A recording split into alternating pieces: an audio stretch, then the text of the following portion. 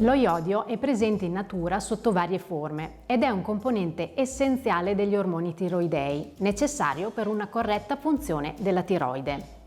L'insufficiente apporto alimentare di iodio è la causa principale del gozzo e ha molteplici altri effetti dannosi sull'accrescimento e sullo sviluppo cerebrale, indicati nel loro insieme come disordini da carenza iodica.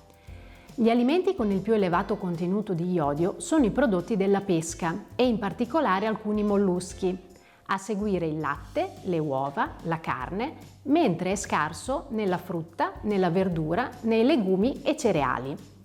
I bambini, le donne in gravidanza e in allattamento sono particolarmente esposti al rischio di carenza iodica e ai suoi effetti avversi ed in quelle fasi della vita il fabbisogno di iodio è maggiore.